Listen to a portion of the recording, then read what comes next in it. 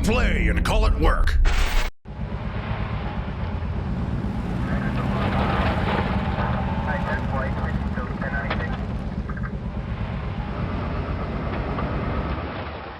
Hey everybody, Matthew here from MiniWargaming.com, and welcome to this week's Sit and Talk, our live show where we just answer your questions about whatever you want to talk about. Unless I don't want to answer the questions, in which case I deflect and reassess and re-engage. Anyways, thank you for joining me today. If you're joined live, I have already opened up the question queue, so you can ask a question by going !ask and then a question. You can only do one at a time, so once I actually answer your question, then it opens up so you can answer another one, ask another one. That is a word. Also, I will be pulling questions from anybody who left comments from the last Sit and Talk. So if you want to leave questions, I believe Josh is next on the list, unless it's changed. I know that we just recently changed the order of things, so Colin is going to look that up on our calendar while I figure that out. Do you know how to look it up, Colin? No? Okay, fine. Yeah, the order. Do you know who's next? I always forget, but this time I actually remember it was always Josh. But then I know that it's Josh. Okay. Awesome. So Josh is next week. So the best way to leave questions for him if you can't attend live, if you're watching this not live, is to leave the question on this video on our website. And also for those of you that wonder, hey, where did the Sit and Talk go on YouTube? We have a separate vlog channel because we've been working on changing up how we put out our shows. And so we're trying to make sure that like our main scheduled shows go up on our main channel, and then we have the MWG Vlogs channel that you can go and check out things like the Shrine of Chaos and Sit and Talks on there, and any other vlogs that we do in the future as well. So old school vlogs, like does people even use the word vlog anymore? Is that still a thing? Mm-hmm. Okay, Colin says it's a thing, and Colin is our resident millennial, and so we know that it is still a thing. I'm getting old, all right? I'm just 38, just for the record, which I don't think is particularly old, but as everybody keeps getting younger around me, I realize that slowly I'm turning into that old guy. And I still got a ways to go, in like another 10, 20 years before I'm really old, but yeah, it's starting to happen. And it's not just the gray hairs, it's everything else too. Feeling out of touch with the young folk. That's what you say, right? And you like this, young folk. Anyways, we're all getting old together, so that's fun. So anyways, we've already got lots of questions from our live ones, so I'll start with a few there, and then I'll jump over to the questions that were left on last week's for those that aren't able to attend live. So let's start off with Warren87. How's the future of mini wargaming looking after that Rocky patch? I'm optimistic. The community definitely stepped up to help us. We had a lot of people sign up for the vault. We had a lot of people buy the hard drive with the mini wargaming legends on it. We had a heck of a lot of people just clear out all of our dice inventory. That happened faster than I thought it would. I've been scrambling to restock ever since. And so people are definitely showing the support that we need in order to continue. But more importantly, I feel confident in the changes that we're making. Now, I know there's going to be lots of questions about new format stuff, and I'll definitely answer those. But just so you know, it is a huge work in progress. What you see posted this week, we've already moved beyond that, and we've made changes to the format and how we're doing things. And so there's a lag time because obviously we film a bunch, and then we see it edited. And even before you see it on YouTube and in our vault, we've already watched some of it and thought, oh, I don't like that, let's change this. And then we get your feedback too, which is useful. It's hard to pile through comment feedback though. I'm having a good discussion with Josh about this, that when you solicit feedback, you can actually get feedback that isn't quite as relevant. Like if I sat down at a movie with you and I said, hey, can you listen to the audio of this movie while you watch and tell me if you think the levels are good? If the levels were good for the audio, you would never have said anything, but all of a sudden asking means that you're going to be a little more critical, which is fine, because you might point out things that could be improved, but it can also skew how everything feels. And so we're making tons of changes. We're trying to improve our battle reports, try out some new shows, some really new shows that many are not going to be seeing more episodes. Like we're just trying out some things and still sticking to our roots of battle reports and narrative campaigns, reviews, all that kind of stuff too. So you don't have to worry about those going away. But how are we looking? Well, it's still too early to tell. We're still in business. We still have money. We're still moving forward. And so I'm optimistic, and I hope that things will continue to grow. Now, having said that, just if I can do a little plug here, those hard drives, we're actually now starting to ship them out. So we're just about to end the pre-order time, and we had a special that it was $50 off during pre-order. So if you go to shop.miniwargaming.com, you can get them for $50 cheaper until I switch that off, which will probably be sometime next week when we're like actually caught up to the pre-order ones. We've been creating them and sending a few of them out now, and working on getting the gold ones painted and all that kind of stuff too. So go check that out. If you want to support us, yeah, the merch shop is a great place to do that. Buy dice, t-shirts, widgets, the hard drives. We're going to be putting more stuff on the shop too. Like we're going to be packaging some of our shows together onto like thumb drives that you can buy, so you can have the physical versions of them and all that kind of stuff too. So yeah, it's stressful, I will say. It has been a stressful few months, but I'm having fun, but it's still stressful, right? As life is busy. I'm working, I've got 4 kids at home. Teachers are currently on strike, so all my kids are actually stuck at home, so my wife is kind of going crazy there. It's winter, which can add to difficulties as well, just because of the weather and the lack of sun and all that outdoor time stuff. So, but overall, I'd say I'm happy and looking forward to the future. Mini Wargamer for life. I'm looking to start a gaming business in my local area. Do you have any advice for someone just starting up? By gaming business, I am assuming you mean a gaming store.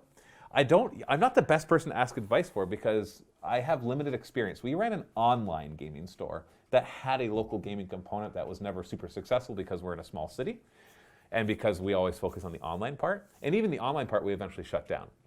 Now, part of that was due to the fact that we went into it with very little money, and so it was accruing a lot of debt from all the inventory we had to get, even though we were profitable. The other part, because for a time Games Workshop wouldn't allow people to sell their product online, and that obviously killed an online store like that. But also because we wanted to focus more on our video making, which has ended up to be more successful than the store ever was anyways. So I'm not the best one, but from the limited understanding that I have of watching different gaming stores thrive and not thrive, it is you have to make sure you're well stocked, that you have good turnover of your stock, of your inventory, and that you provide constant reasons for people to come into your store to play. Wargaming businesses are tough to make profitable because retail focuses a lot on profit per square foot, and gaming stores need square footage for gaming tables, which in and of themselves produce zero profit. Like I know you can say, well, when they come in, they'll buy stuff, and that is absolutely true. But how many stores do you go to where they devote half of their space to demoing what it is they sell? Like even you go to a grocery store, if they have taste testers, those are just little tiny things dedicated to trying to sell the product by getting you to come in there. So it is tougher to make work. You usually have to make concessions, like if you want to make a wargaming store, you usually still have to do like Magic the Gathering and stuff like that just to make sure there's enough money coming in, selling other products too. But if you are persistent, and if you continually try to learn how to do better, then I think that you can succeed. But it's also a bit of luck that's involved in any business becoming a successful startup. Wolf Priest Jarl, Wolf Priest Jarl. What are you expecting to see at Adepticon? I'm expecting to see gamers playing games at Adepticon. I'm not sure what you mean. Do you mean like previews from Games Workshop? Or do you mean vendors in the vending hall? Because that's my favorite part of it. I am going to Adepticon for a couple days, again, like I did last year, where I just kind of flew in, stayed for a day, and then flew out.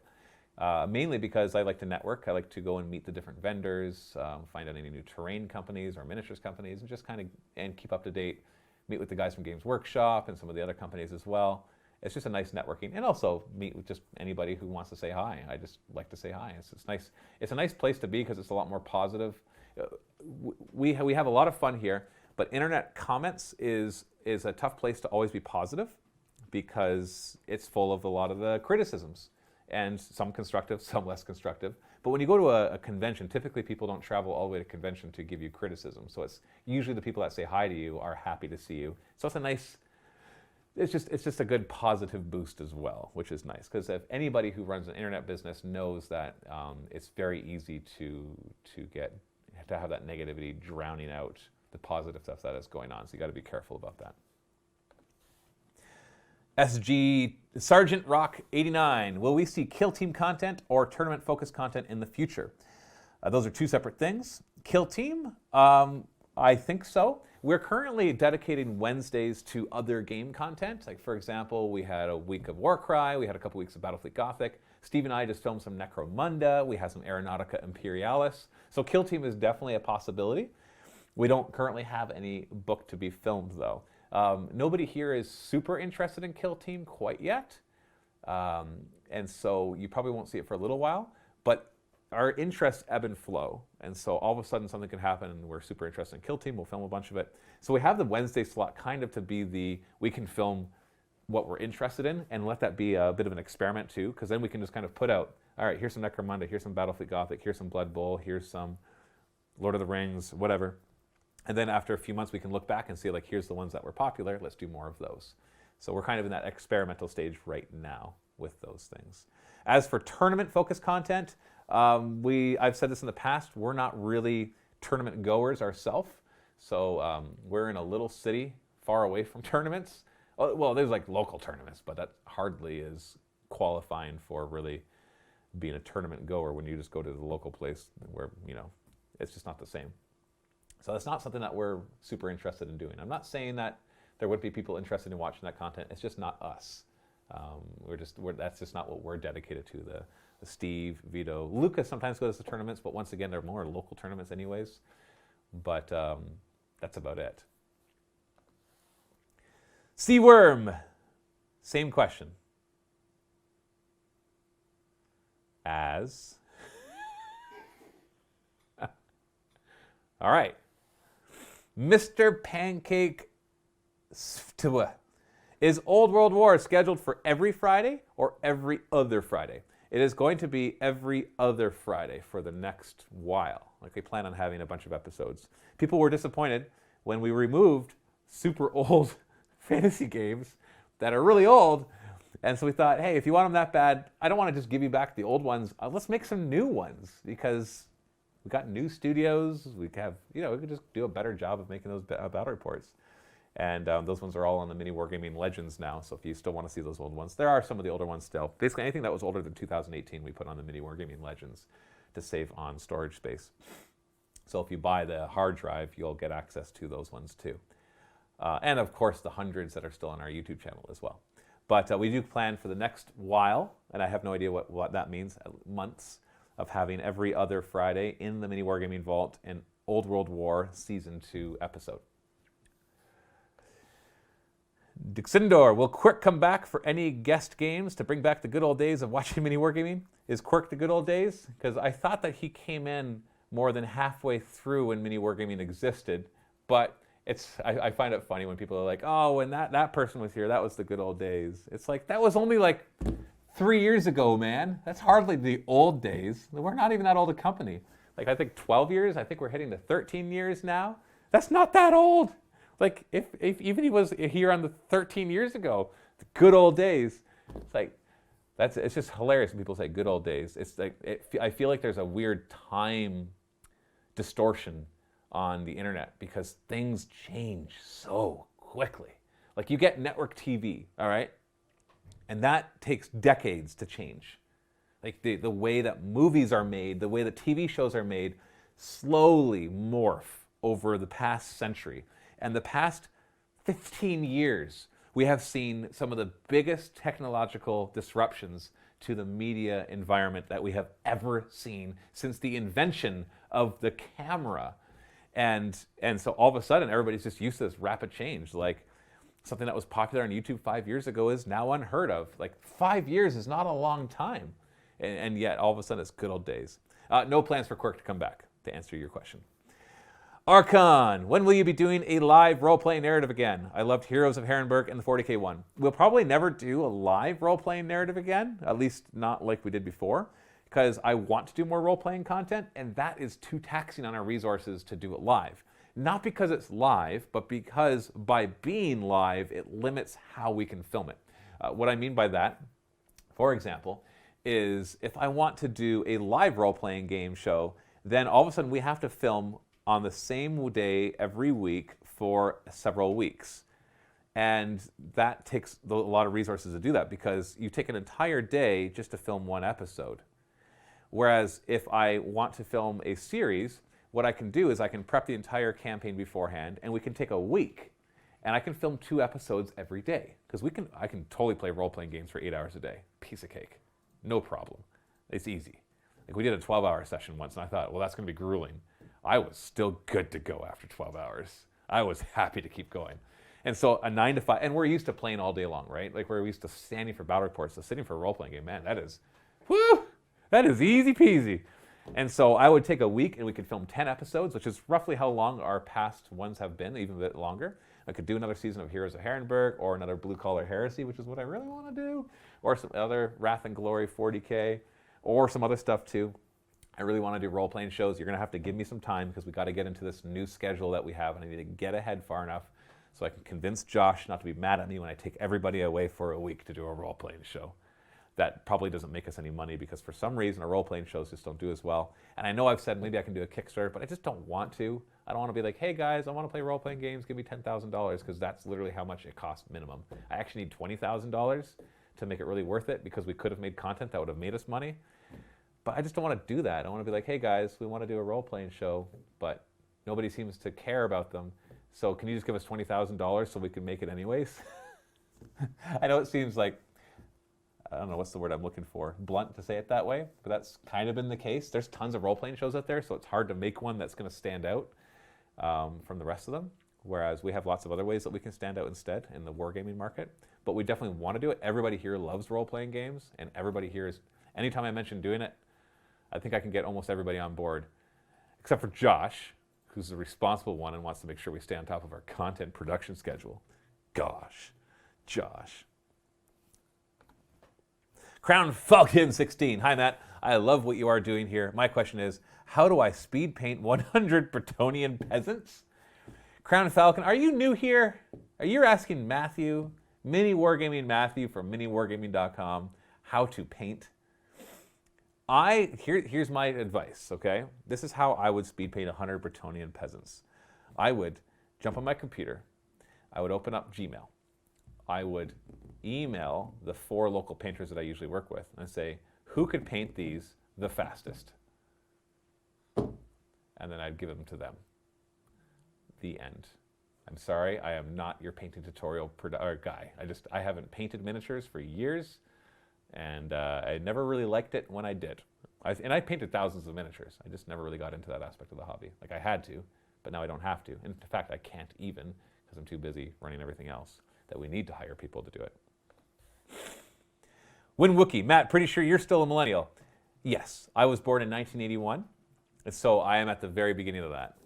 It's just typically when people refer to millennials, they're usually referring to people a little younger than me, but by definition, you are correct. The problem is there's actually different definitions. If you look it up, some people say it starts in 1984, others say 1981. In the end, it's a garbage name that means absolutely nothing, and I just use it as a joke because Cullen is a person, and he is himself. He is not the year he was born in. Right, Colin? Yes. That's right. That's right. Colin is not defined simply by the span of 20 years that he happened to be born in. Okay? Now, I just want you to give him that respect that he deserves, please. Goodness. People these days. Millennials these days. Right, Cullen? Or what is it? What's the generation now? What's that after the millennials? I actually don't know. Yeah, whatever. Whatever you're called. You guys are the worst. Gen Z? Gen Z, I don't know. I'm sure I'll be complaining about you in 20 years when I'm an old guy. When I'm an older guy. Back in my day, the millennials just thought that they were owed everything. Now everybody is owed everything. I don't know, some stupid thing like that. Whatever it is, it'll be dumb. Because I'll be old. Not that old people are dumb. I came across wrong. Old people are great. I look forward to getting old. I really do. Like, I do not regret any gray hair or any year that I've added on. I am excited to grow old, even with all the crap that happens to my body because of it. Oberon, Matt, when, if ever, will you do redo your Necrons and do some more battle reports? I'm sure the Necrons will get an update in one of the Psychic Awakenings coming up sometime whenever they're going to come out. And at that point, I might be interested in trying them out again. I'll have to fight Luca for it. I don't know, Necrons, they just don't do it for me anymore. The only reason I really got into them was because they were the easiest to paint, and I wanted to choose an army that I could paint really fast. So I did my 30-day challenge, and I painted 44,000 points of them in 30 days. 7 years ago. Woo! So that's why I chose Necrons, because they're the easiest to paint. They do have some interesting lore, but I don't know. Their interesting lore is more like back millions of years ago. Their current lore is just kind of ho-hum. There's a lot more interesting things to talk about in 40k, like Genestealer cults. Way more interesting. Plague Tower of Nurgle. Matt, will we see any mini narrative campaigns like Gorka Morka or Fallout? Yes. Warren87, thanks for answering. Been a long-time Vault member. Glad you guys are sticking around. You know what? We're going to stick around as long as we can because this is fun to do, but more importantly, it is paying the bills and feeding my kids. Because in the end, that is what is most important to me. So the moment this no longer can do that, I'm gone. Not because I don't love this hobby, not because I don't have a passion for wargaming and role-playing and all this stuff, but because I gotta eat and so do my kids. Those kids eat. It's not that they eat a lot, it's that they waste a lot of food. Holy cow, my amount of compost I put out every week. Kids these days. Back in my day, I ate everything my mother put on my plate, and I never complained. That is an utter and total lie. Kiefer Killjoy, what gave you the idea to change the entire format of the videos? Well, it's not the entire format. It's more we've been trying out the whole, like, how we present our armies and the movement phase. Just so you know, we're not going to be doing the interview style for the movement phase anymore. I don't know if any battle reports have gone up this week yet that have changed that. I think we're still on the old ones. But we decided not to do the interview style for the movement phase. And we're even playing around with how we're doing the army intros. But honestly, it's going to take you like 3 weeks before you see a lot of these changes we've been doing. We're trying to just make it better, is really what it comes down to. There's a lot of things we're just trying out. Because mini wargaming over the past few years has not been growing. And so if we continue to just do the same thing and expect different results, isn't that the definition of insanity? I've said that before, right? If you're not happy with the results, you've got to make changes. And so one of the ideas was try to improve the production value. So we're messing around with stuff. And we're still messing around with stuff. So over the next months, we're going to be settling into our whatever our new format is. So hang on for the ride, but we're going to do our best to make it good. We're going to do our best. Rust, yeah. I really like your Warcry content. Is there any more coming in the future? We don't have any that's been scheduled or filmed yet, but we do plan on doing more Warcry. We have all the warbands painted up. There's all the new stuff. I intended to actually film some more, but then we had a hiccup and I had to do some Age of Sigmar stuff instead. Otherwise, there would have been Warcry this week instead of Battlefleet Gothic. So we plan on coming back to it. But I'm going to tell you, the Wednesdays is going to be a little scatterbrained. It's going to be whatever we happen to get filmed. Like Mondays will always be 40K, Tuesdays always Age of Sigmar, then Wednesdays will be whatever we happen to get filmed. And we want it to be that way. We want it to not be a commitment to a certain game. We just want to be able to play whatever it is we feel like playing. It's a good release as well for us. Also, I would love to see Mini Wargaming Blood Bowl League. Well, I have a bunch of teams out being painted right now as we speak, so I do plan on doing one. I don't know when it'll happen, but we do plan on doing one. That and a Necromunda gang war as well. Mini Wargamer for Life, what is the funniest story you'd like to share about wife of a wargamer? About my wife? You want me to share a funniest story I would like to share about my wife? I think I'm going to disappoint you. I don't know if I have a funny story off the top of my head that I would tell on a show like this and still remain married afterwards. Nope,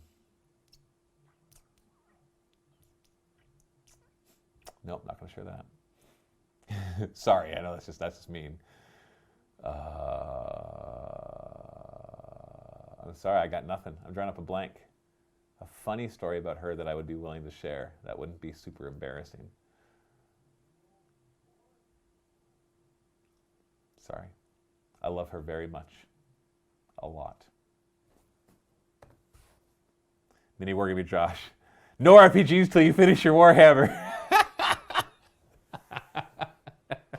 That's what it feels like, Dad. Glacial Geek. Hey, Phil, are you enjoying the Psychic Awakening content Games Workshop is producing? I have to say, I have not been keeping up totally with the lore side of it because it's just been such a ridiculous pace, but I have been enjoying the army updates. Particularly, I've been loving the Tyranid stuff, and I look forward to trying out the Genestealer Cult stuff. and seeing how the Astra Militarum and Tau and all the future ones come out as well. So I would say, yeah, overall I like it. I'm curious to see what they're going to do in the future with it as well as they go through the rest of the armies. Mad Shefade. Here's a weird question. If you could get back any past staff member, who would it be? I'm going to recuse myself from that question, because how do you answer that without, hurting somebody's feelings or insulting somebody? So I will say, I'll answer this question. Are there past staff members who I wish I could have back? And the answer to that would be yes. And that's all I will say. It's like saying which one of your kids is your favorite. You just can't answer that question, even if there is one that is your favorite. And by the way, it changes. It's because, yeah, they go through phases of whether you like them or not. Grump Grandpa. Where is the best place to give feedback about your new formats? I hate to do it in comments because of all the garbage that tends to end up there. Honestly, there is no place to leave your feedback except in the comments. We're getting lots of emails about it too, so there's just tons of people talking about it. We are aware, you have to understand, we're watching these too, and we see things that you guys see too. We're like, yeah, this didn't work. Sometimes we don't even need to see the comments to know what we have to change, and we go to the comments like, yep. So far, I have to say, I have not been surprised by any of the comments. Take that for what you would like that to mean, but it basically means I already know the changes that we have to make before I even see the comments. So it was clear. I was actually sick one day, the first week that our content was coming out, and I sat down and while I was sick, I was watching battle reports. And instantly, I'm like, oh yeah, got to change this. Definitely want to change this. Don't want to do that anymore. Need to change this. And then I go to the comments and I'm like, yeah, okay, you're saying things that I can tell just by watching it myself. It's pretty obvious. K-Bro8917. Hey, Matt. I gotta say it like a bro. How is the hotel side of things going, bro? Ever think of adding a food venue to it? It's slow because we're just getting ramped up to start doing more events in 2020. So adding a food venue, we can't. We don't have the place on premise to add a food venue to it. And I will shoot myself in both my knees before I open a restaurant, because holy frickin' crap, no thank you. You want to have the worst, most stressful job in the world? Be a restaurant owner. So, not interested. If we get to a point where there's so much going on that a restaurant could be profitable, I would consider leasing out space for that. Not that we have any space here for a restaurant, but that's no. Bam, bam. Bam, bam, take out my kneecaps, take out my ankles, long before I'd open a restaurant. Holy cow. No, thank you. Oberon, will we ever get another campaign like Warzone Apophis? Yeah, sure. Well, it won't be exactly Warzone Apophis because there's tons of things I learned from that. A lot of people ask the questions like, will we ever get this again? And I can never answer those for sure because honestly, I don't know what we're going to be doing in 6 months from now. We're constantly trying out things. We're constantly experimenting. So it's hard to say. Cesario, is your wife ever going to do another Wife of a Wargamer, maybe with Dave's wife perhaps? Maybe. She has no plans to do so. Dixindor, do you still enjoy building and kit bashing, or do you outsource that as well? I in theory, if I had time, I could enjoy that, but I don't have time. So, and I'll say this, and this is one of those snippets that if you take it out of context, it would be perfect for politics and stuff. Like how they'll take one sentence out of context and be like, oh, this person is horrible for this job. But I don't like painting, and I'm not a big fan of kit bashing or building miniatures. And if I wasn't doing this job, I wouldn't be into tabletop miniature wargaming. So if you ended right there, it'd be like, wow, this guy's running mini wargaming. The thing is, I love miniature wargaming. I just don't like that aspect of the hobby. And if I had another job, I don't think I'd have time to be into miniature wargaming or the money. My life outside of this business is hectic. 4 kids, church responsibilities, other responsibilities.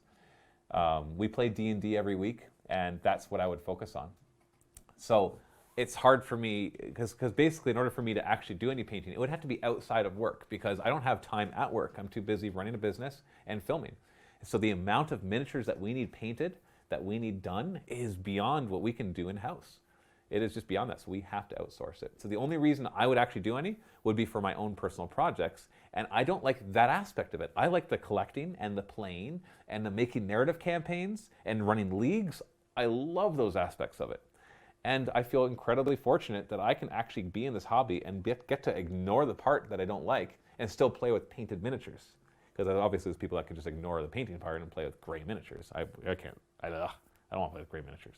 It just takes away so much from the hobby. So I feel very fortunate that way. But, take that how you will. Okay, one more question, then I'm going to jump over to the pre-written ones. Attack Gypsy. Matt, do you think we'll see 9th edition of 40K in 2020? Or will it not be until 2021? It's interesting. I don't know.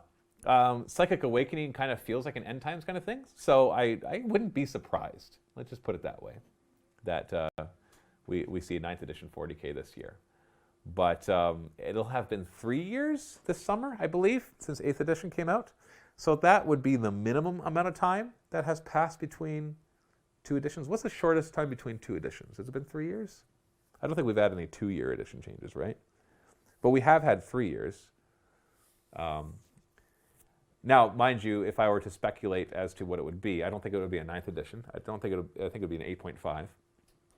I think it'd be similar more to Age of Sigmar from 1 to 2 than from, like, let's say 40K from 7th to 8th. In other words, the question is, the big question when you switch an edition is, can you use your old army books? And I would say this one, they wouldn't change it so much that you couldn't use your old army books. But I don't know. I really have no idea. But my money would be on yes. And that's all. Let's go to our pre-written questions.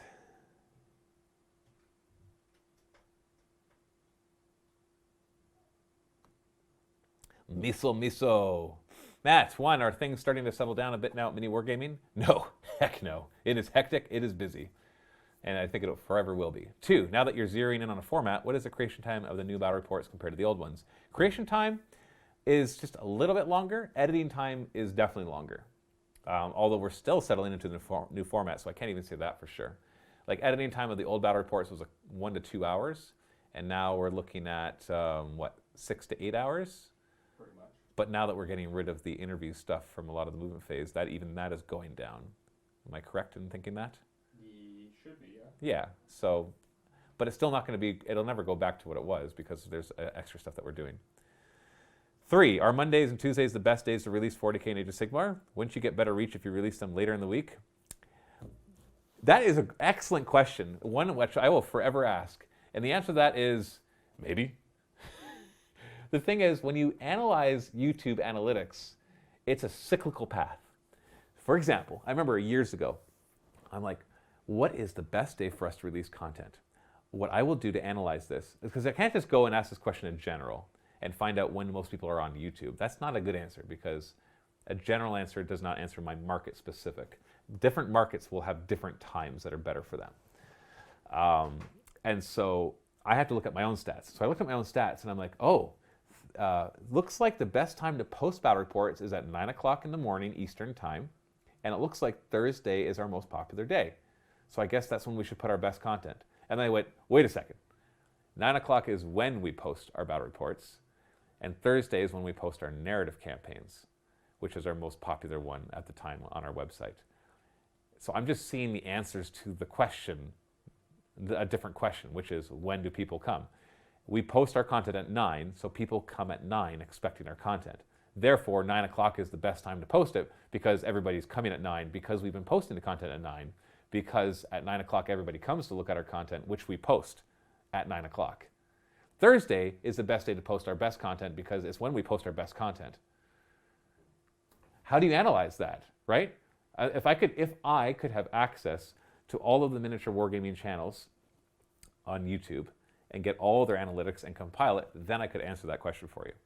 And even then, it would be skewed because a lot of them might just happen to post based on what YouTube has suggested. You know, they did a little bit of research and they find out everybody says Thursday nights are the best time to post YouTube content.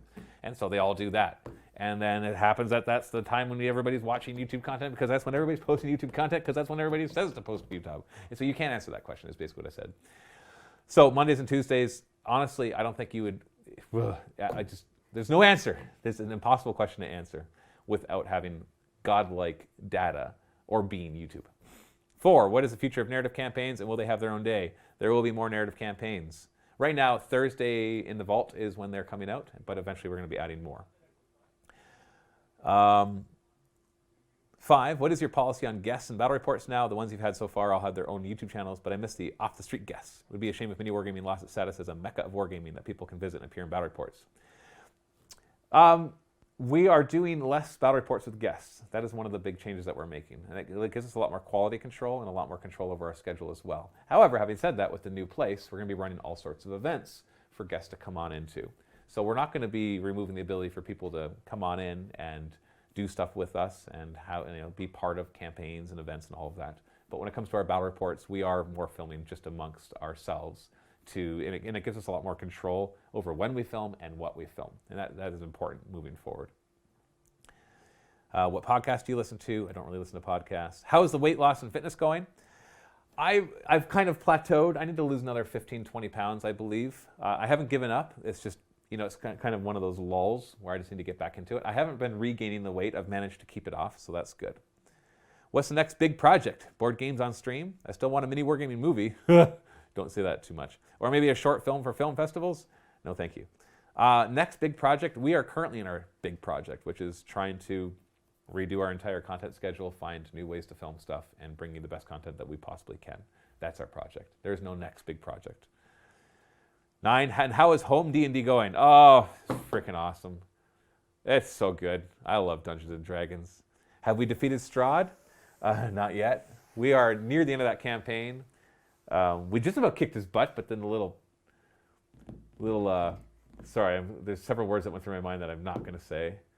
What's a good word? The little scaredy cat. There, I'll use it like a little kid's word. The little scaredy cat ran away because Cullen's character just like walloped him. Fighters with extra actions. Woo! With a sun sword. Just, and Strahd's like, fine, I see you guys don't want to talk right now. I'll see you later. And disappears. He's going to be a tough one to beat because he can just kind of disappear whenever he wants to. And how do you beat somebody that can do that? As for the other one, Tomb Annihilation, have they rated Tomb Annihilation yet? We are 4 sessions away from being done Tomb Annihilation. So we're near the end of both of the campaigns that we've been doing for about a year and a half now. I still think you should try some OSR D&D adventures. Much more weird and hardcore. OSR. What is OSR? I know it sounds familiar. What is OSR? Ontario Student Record D&D adventures? Those would be weird. But I'm guessing that's not what it is. Old school revival. Oh. Is it where you take older ones and... Yeah. What, isn't Curse of Strahd just an old school one that was made new? Pretty much. Yeah, but anyway. Yeah, we have lots of ideas what we want to do next. Finally, one thought. When Privateer Press released Mark III for War Machine, they listened to their fans and did pretty much everything they asked for. They made every unit usable, made jacks more efficient, and nerfed the most powerful casters. The result was that people left the game in droves. Sometimes we fans don't know what is right for a business. You couldn't have said it better. I couldn't have said it better. I mean, yeah. It's a common thing. It's like Henry Ford is known to say, if I asked the customer what they wanted, they would say a faster horse. Like, people don't know what they want until they get it. That doesn't mean we don't listen to feedback. Feedback's important. You can learn a lot from it, but you also have to ignore it. And it sounds brutal, but it's true. When I go to that comment section, I have to somehow get information from that. And it's hard, not just because it's negative, but because it's largely incorrect. People have wrong assumptions on how things are done. They have wrong assumptions or ideas, or people think this would be awesome, but it really wouldn't. There's just been so many times where I've seen that as a whole, we don't necessarily understand what is best. And so it's a big crapshoot is what it comes down to. Because even it's not that I have all the answers, it's quite the opposite. Look at Hollywood. How many good movies do they produce? How many bad movies do they produce for every good movie? And I don't care what your definition of good and bad is. You have your own definition of good and bad. But I bet pretty much everybody's ratio of good to bad will be the same. That a whole lot of bad to a little bit of good. We might differ on what we think is good and what we think is bad, but I think most people will agree that the most stuff that they put out is bad, and they've been doing it for over a century. So how am I supposed to know what to do after 12 years? okay? I'm just a mortal man trying to figure this out so I can make money and feed my family and play some games, because that's fun too. JW Doom, Matt, by all accounts, it sounds like Cullen is killing it. I hope he's getting as much appreciation as he is work. I don't think that is possible to give him as much appreciation as we give him work, because we give him a heck of a lot of work. And we would literally have to sit there all day long next to him, telling him how much we like him to give him anywhere near the amount of appreciation as we give him work. And ironically, I think that would stress him out more than make him happy. Right, Colin? Yeah. If I just sat there next to you going, Colin, you're great. We really appreciate you, Colin. You're doing a good job. You're fantastic. We couldn't do this without you. Can you imagine? These are all true things that I just said. And can you imagine just sitting beside you giving those positive reaffirmations all day long? I can record some for you. You can just listen to your headset all day long if you like. Nope. Yeah, see, you're driving crazy. But we do appreciate Colin. At the very least, he should never have to buy his own lunch. Am I right, Colin? You know what?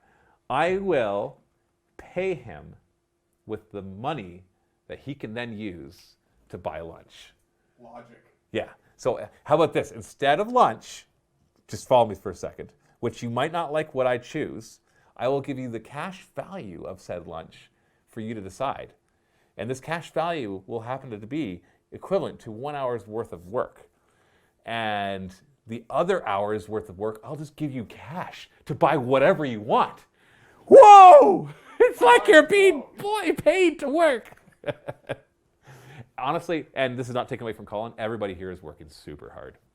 What you don't see is behind the scenes, Erin, our support staff person, holy freaking crap, she's working hard. Mike is working hard. And then Josh, we basically dump everything on his lap. And then there's the people you see, which is all the content producers who are also working very hard. So everybody's working very hard, and we appreciate them all. Blockosaurus. Matt, I was a big fan of Age of Sigmar draft format you came up with a few months back. It made for some interesting combos and cool games. Are there plans for more? Yes. Any ideas for any other limited formats for Sigmar or 40K? We want to do kind of a King of the Hill version as well. I don't know if that's a limited format, but it's more like build the best list possible, and but then you have to keep bringing that list until somebody beats you, so that people can keep telling it against you. So that was one of the ideas. But no, I do like the draft to glory, is what I call it, because it forces you to not have control over what you're bringing, and you have to react to that instead. I enjoy those types of games, because list building is a huge part of the game, and I enjoy it. But sometimes it's nice to be like, make this work. It's almost like a puzzle. Or if you're playing computer games like strategy games as well, sometimes you don't have a choice over what you bring. They just kind of give it to you, and you've got to figure out how to make those pieces fit together. The other fun thing is sometimes it means you get to play with stuff that you never would play with, and you don't have to feel bad about it because you know that it was not your choice. It's like, here's a unit that is just garbage, but I also know my opponent's been given garbage units because everything's random, and so I can enjoy playing it. And sometimes that's nice. Because, yeah, it's funny because when we build a list that plays down, people complain. But if you randomize a list, then people are like, this is the coolest thing ever. It's like, make up your mind, people. Make up your mind. Axis 762. Matt, what are your thoughts on the possibility and rumors of 9th edition? I already talked about this. Luca brought it up last week. You and Stephen often debate. What are your thoughts on TDE? Trickle down, what? Trickle down economics? Hold on, okay, this is a different question. Luca brought up last week that you and Steve often debate the economy and policies like trickle-down economics. We never debated trickle-down economics. The big debate that Steve and I had a few weeks back that made me late for getting home was what it counts as adding value to the economy and taking away value from the economy. That was the big debate that we had. Steve thought that simply by buying something, you were adding value to the economy. And I said, absolutely not. You did not add anything to the economy. The person that you bought the stuff from added value to the economy. All you did was give them some paper. They can then use that paper, and the reason that paper has value is because they can go to somebody else and get something from them. And so that person added to the economy. Now, hopefully, the way that you got the money in your hand is by adding value to the economy, whether it is making a YouTube video that people enjoy, being a doctor, or working for construction, or babysitting. You've done something that improved somebody else's life in sometimes not measurable, but often measurable way. And that is adding to the economy. So, for example, an easy way to look at it is if I had all the money in the world and I bought all the food in the world and I destroyed it, did I add to the economy because I bought the food? No, I just destroyed the world's economy because now everybody's going to starve. And so that the value wasn't in me buying it. The value was in it being created. So when we destroy stuff, like if you buy something and then destroy it, you've actually removed from the economy. Because now that thing can no longer be there, and in order for somebody to enjoy it, another one has to be made. In order for another one to be made, somebody has to spend time and other resources that are limited. And yeah, so that was our debate. Why am I going into it in such detail? I feel like I'm debating with Steve all over again. Because he thought just a matter of adding money. It's like, for example, I think that people who simply buy and sell like real estate, they buy it when it's high and sell it when it's, or buy it when it's low and sell it when it's high, they have not actually added much, if anything, to the economy, because all they're doing is changing money and changing hands with those things. The person who built the house, they added to the economy. The person who facilitates sales to another person who actually needs it, even adds to the economy, the real estate agent or the website owner of the place where you post your house. But anyway, now we're getting into lots of these discussions. But trickle-down economics, that's an interesting one. I don't have much to say about that, because I believe trickle-down economics is don't worry about the rich being rich, because eventually their money will make it to you. I think that's probably the most dumbed-down version of trickle-down economics, if I'm remembering correctly. And I don't necessarily believe that, because, yeah, when a person has a ton of money, way more than they need, they don't use the money the same way that somebody, like for myself right now, if I could all of a sudden make $50,000 more, that $50,000 would go into me buying stuff. Whereas if somebody who's making $500 million a year makes $50,000 more, that'll probably just sit around. Or it'll go into buying some high-end thing that only really ever can get passed around the elite. Oh man, I've just opened up a can of worms. So I don't think it's as simple as just trickle-down economics that don't worry, the money gets to you. I think there's more to it than that. Whew! And now I just made a lot of enemies, and I'm sorry. Politics! Oh boy, now half the internet hates me. Bumchod, that's a great name. Matt, first, I'd just like to say, your new style of battle reports at Mini Wargaming convinced me to become a Vault member. Awesome. But on the business side of things, sometimes you gotta change direction to make things successful. I'm curious about your personnel management style. Have you ever had to have tough disciplinary talks with your other content producers? Oh, yeah, absolutely. Over the past 13 years, I have had to have tough disciplinary talks with employees. I have had to fire employees. That has definitely come up. What are some things you do to keep your staff motivated on the same page for your business? That's tough. That's a constant job that I fail at quite often. The idea, it's just a matter of trying to keep on top of how people are doing. The thing is, people are complex. You could do everything perfect, and something can happen in their life that can make it hard for them to be motivated. Like I can create the best work environment. I can pay them $1 million a year, and they can do whatever they want. But life is more complicated than that. Your happiness doesn't come from your job quality. It really doesn't. I know lots of people who have crappy jobs and they are happy people because they know where happiness actually is. And let me tell you, it's not in Warhammer. It's in your family. And I'm saying that. And if you really want to get deeper into it, there's even more to it than that, which I'm not going to get into because of the nature of this video. But happiness is nowhere near here. This is not happiness. I love this job. I love miniature wargaming. I love role-playing. But it's not where, in 50 years from now, this will not be that important. Okay? Who I am is important. My family is important. In my opinion, my belief in God is important. All those things are important. So keeping people motivated when there are more important things in their life than this. Like this is just their job. And no matter what we say, no matter how Google or Facebook spins what it's like to work, no matter how much people talk about workplace cultures, all these things are great words to use to try to improve the quality of what you're doing. But in the end, your job is not your life. It's a good amount of time that you spend, but you do the job because you need to fund your actual life, which is outside of your work. So motivation is tough because, yeah, it's not totally under my control. Somebody can have health problems, they can have family problems, and there's nothing I can do except try to be a good friend to help them to be happy. People go through crap. And so my job is to try to stay on top of that and try to help people the best I can to have the best chance of success here. And that's not always possible. And it's definitely rarely easy. So, but we do try. We try to have fun. We try to make sure that we try to have as best communication as we can, which obviously we fail at quite often. But I try not to let interpersonnel conflicts rise up more than just the start. You know, if I notice that people aren't getting along, I try to make sure we resolve that before it gets too big.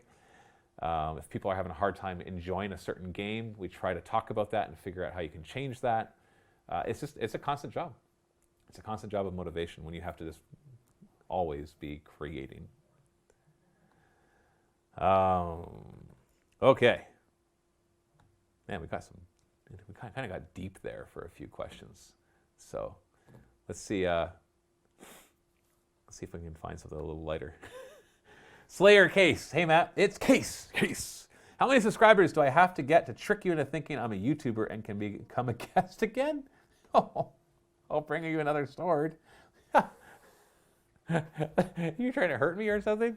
We didn't say we're not going to film with guests. I just said that right now we're focusing on filming more with each other just to work out the new formats and stuff. But anyway, I don't even know how to answer that question. We're still figuring things out, Case, so don't worry. Do not worry. Mini Wargamer for life. I'll stop trying to get you in trouble. What is your favorite aspect of the business as it stands right now? Aspect of the business? You mean like aspect of running the business, or the different aspects of Mini Wargaming in particular? Like, do I enjoy playing Age of Sigmar more than 40K right now, or do I enjoy looking at reports or figuring out formats? I've been really enjoying playing Age of Sigmar, if we're talking about the games, but I think you're talking more of the business. My favorite aspect of the business has always been number crunching. It's always been looking at reports, figuring out what's working, and then making adjustments.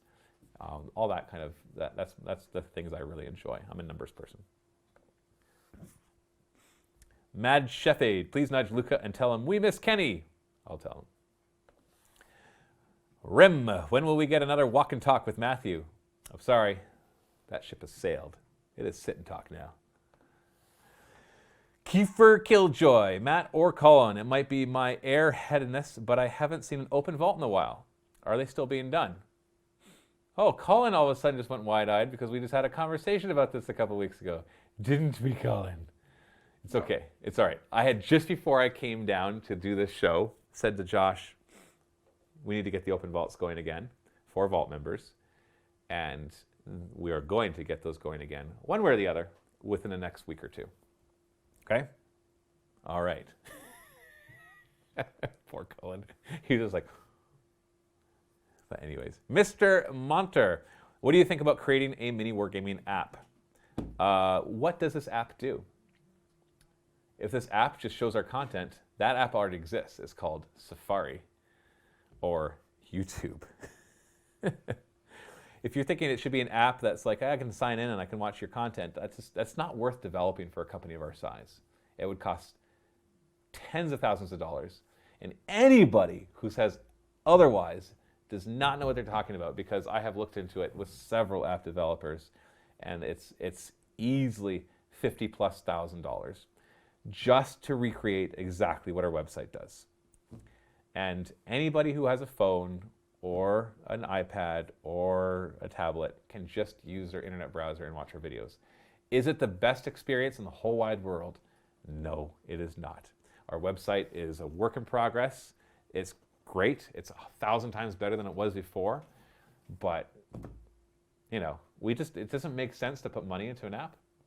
Now, if the app did something completely different, like roll your dice or something that's just outside of the functionality, like apps, gone is the day where the best thing for a business to do is have a website, have a mobile version of their website, and have an app, all delivering the same frickin' content. Yeah, that's fine for YouTube, who has billions of dollars, and so they can afford to keep up with those apps and stuff.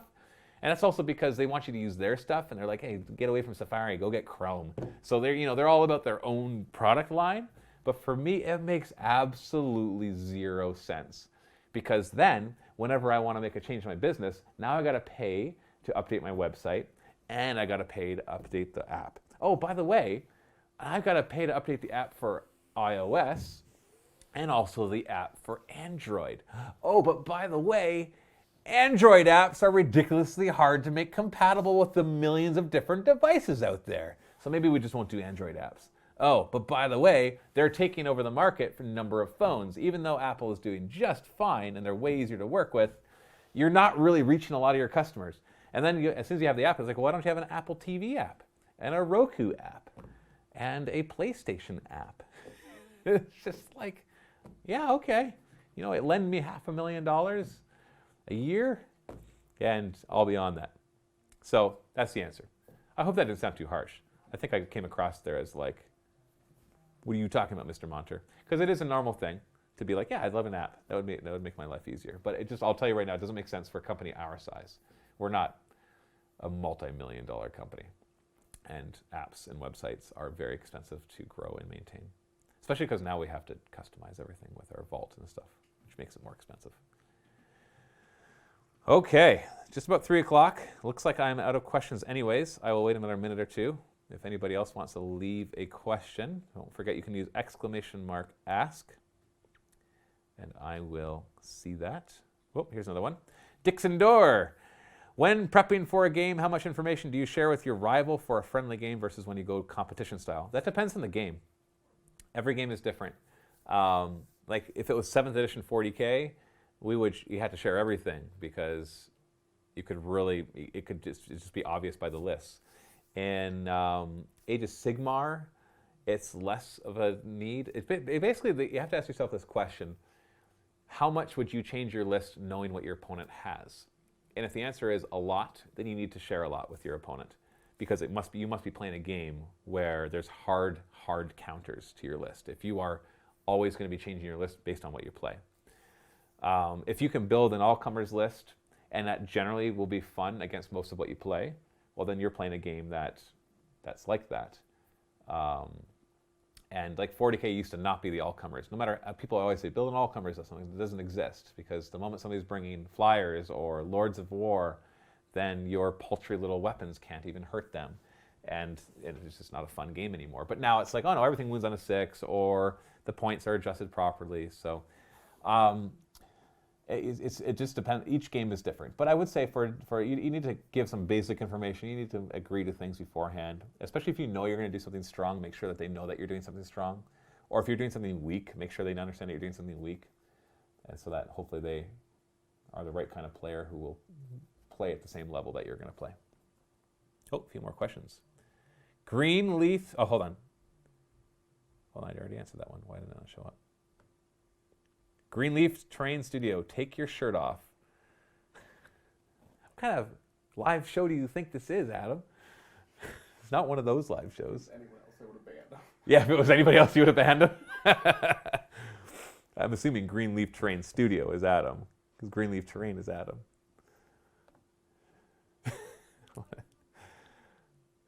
Arnold Dafe 72. Do you ever play live on Twitch, or does it just take too long? Yeah, I've said this before. I'm not super interested in us going into that. I don't think it's the best medium for wargaming. I think it's okay, and it's fine. And I know there's other channels that do it, and that's fine. But it's not. I'm not interested in that. Edited upload games on YouTube better. Think live could be fun. Live could totally be fun. But the problem is our time zone. We work 9 to 5. If you really want to do live, we've got to do it in the evening in Eastern time. And I don't want to work evenings. I'm not interested in working evenings. Okay, I've got a life after this. I'm Monday to Friday, 9 to 5. And really, that's another big thing about live, is if you want to do it right, like this is not the right time of day to be doing a sit and talk. The best time would be in the evening. But this is when I'm here. So we'll run it, and the people who can make it, and those that can't can leave questions for us to answer next time. But live battle reports end up just being longer, which is fine, but it's not the format we're going for. The Teddy Bear, how do you reason allowing your employees to use company assets to produce content for their channels, like the Old World series Steve has been doing? What? People are using our... Hold on. People are using our assets to produce content for the. Yeah, I know, it's okay. I couldn't stop. I was trying not to laugh. How do I reason it? It's because consider it a perk for working here. That as long as he works here, he can continue to use our studios. And the moment he doesn't, he loses access to all of it. So, because think about that. That's a win-win. He gets to kind of do what he wants. You're talking about the earlier question about how do you keep people motivated. You give them some creative freedom. What's a better way to do creative freedom than to be like, go make your own channel and do whatever the crap you want on it, and let them have that experience. Or I'm not worried. Like if it's a win-win. If he grows and becomes ridiculously successful, then we've gained a valuable partner. And if it just kind of stays to being a low-level fun thing to do, then it keeps people happy and lets them have fun doing that. So it's a win-win for us. We're not worried about it. Not because he couldn't one day become competition, but because if he did, like this is it. I don't expect anybody who's currently working here to be working here in 40 years, all right? There's going to be turnover. Heck, even 10 or 20 years, most of the people working here are probably not going to be working here anymore. It's just a reality. And so trying to have them all to yourself, I used to think that that was important, and I've come to realize that it is not. I can't see the rest of your comment, but I think it was the end anyways. Not trying to scrutinize, just... Oh, you deleted 5 messages, eh? Oh, I see why now. So the username of the person you just banned. Not trying to scrutinize, just curious on a business level. Yeah, well, there's your answer. There is your answer. Kota, do you think 40K is too expensive to get a foot in the door now? Like it's over $100 just for all the books you need to run any given army? No, absolutely not. How do I know this? Because people are still buying it. And it's always been expensive.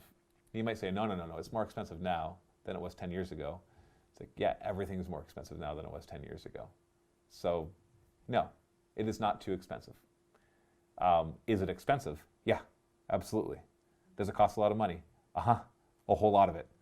Can some people not afford it? You betcha. Is it too expensive? No, it's a hobby. They set their prices so that they can make money. If people continue to buy it, then they have done their job. And guess what? People are buying it. A lot of people are buying it. Their numbers are healthy. They're showing growth over the past few years that they had kind of been stagnant from the years before that. And so good job, Games Workshop. Do they do everything right? No.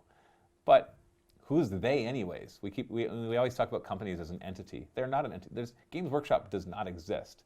There is no Games Workshop. There is a ton of employees, including CEOs and other board members that are constantly changing. It's like your body. It's like every cell dies and the new cells come in. You're recycling. It's changing all the time. And so to refer to Games Workshop as this sole entity, we do that, and it's useful in our language and for abstraction circumstances and stuff like that, but it's constantly changing. And so they're doing a great job because they're making money. And I like their products. So win-win. I'm going to finish in just a minute because we got to get back to other work too. The teddy bear. Can you ask Colin how his War Machines in Fantasy have been? Any improvement, Colin? No. No improvement. Slayer Case, ever going to change up that dance for the Dancing Matthew? Maybe break out the cha-cha slide? What's wrong with my dance? Case. You saying it's out of date, like I'm getting too old? Is this ageism, Case? I think this is ageism, and I don't appreciate it, okay? All right? This is fine, and it doesn't need to change, especially since it's immortalized in my dice now. I can do the floss, if you like that.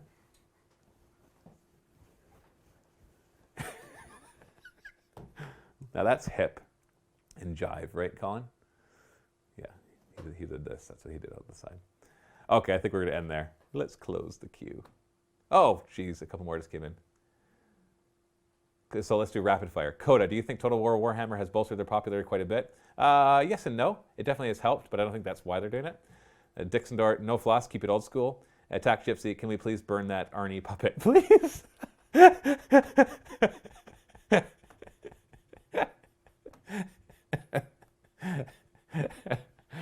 Be nice.